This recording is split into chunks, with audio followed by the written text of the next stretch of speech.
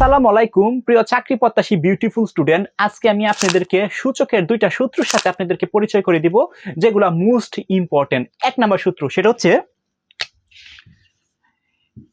a two the power m গুণন a two the power n is equal to a two the power m plus n। এই বিষয়টা আপনার একটু মাথায় রাখতে হবে। এই যে সূত্রটা আমি লিখলাম, এই সূত্রটা একটু মাথায় রাখতে হবে। আমি আবারও বলতেছি, a two the power m গুণন a two the power n is equal to a two the power m plus n। বুঝতে পারছেন বিষয়টা? এখন এখানে আমি কি ঘটনা ঘটতেছে দেখেন, এই যে এখানে a আর এখানে যে a আছে, এটা কিন্তু সেম। তার মানে বৃত্তি যেগুলা, এগুলাকে নিচে যেগুলা থাকে এগুলাকে কি বলা হয়, এর আগে ক্লাসে আমি পড়ে আসছি, এগুলাকে বলা হয় কি, বৃত্তি বা বেস। এবং উপরে যেটা থাকে সেটাকে কি বলি, পাওয়ার, ঘাত বা সূচক, যেটাই বলেন। ওকে, সো এই যে বৃত্তি কিন্তু সমান, কিন্তু এখানে পাওয়ার কিন্তু ভিন্ন।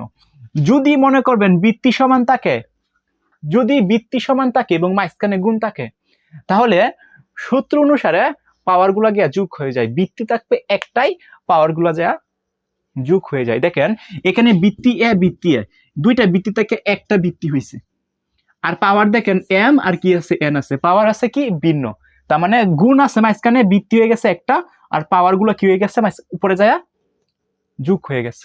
এখন যদি এরকম থাকে, like a to the power m গুণন a to the power N গুণন a to the power P. এখন আপনারা বলেন তো, এটা পারার কথা। এখন কি হবে? রাইট, এখন হবে হচ্ছে A to the power M plus N plus P.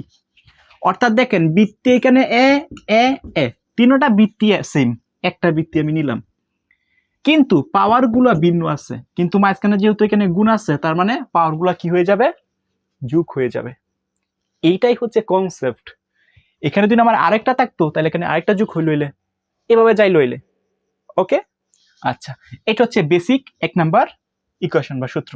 পরের যে ইকুয়েশনটা আছে সেটা আমি একটু লেখার চেষ্টা করি বা একটু এক্সপ্লেন করি আপনাদের সাথে, যাতে আপনি আসলে এই বেসিকটা ক্লিয়ার হয়। ওকে, পরে যে সূত্রটা আছে সেটা হচ্ছে a two the power m ভাগ a two the power n is equal to a two the power m minus n।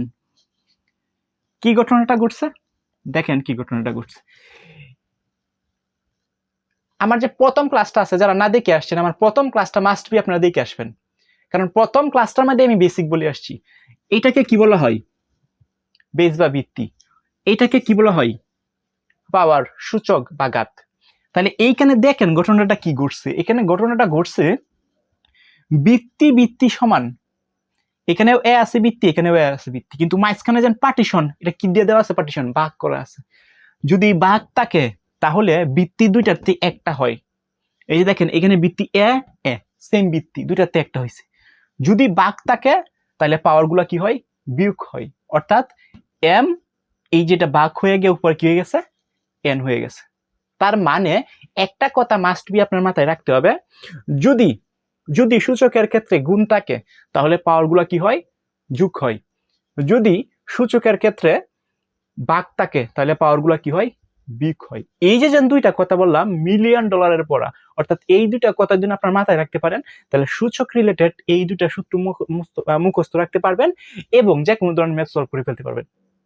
আমি আবারও বলতেছি, সূচকের ক্ষেত্রে যদি গুণ থাকে পাওয়ার গুলা গিয়া যোগ হয়ে যায়, আবার সূচকের ক্ষেত্রে যদি ভাগ থাকে পাওয়ার গুলো গিয়া বিয়োগ হয়ে যায়। এই যে বিয়োগ হয়ে গেছে। ওকে, সো এই যে কনসেপ্টটা আছে, এই যে এক নাম্বার সূত্র, আর এর আগে যে এটা হলো 2 নাম্বার সূত্র। এক নাম্বার সূত্রটা কি ছিল, এক নাম্বার সূত্রটা ছিল এরকম, a two the power m গুণন a two the power n is equal to a two the power m plus n। অর্থাৎ মাঝখানে গুণ আছে, পাওয়ার গুলোকে যোগ হয়ে গেছে, মাঝখানে কি আছে, ভাগ আছে, পাওয়ার গুলোকে বিয়োগ হয়ে গেছে। দ্যাটস ইট, একদম ভেরি ইজি।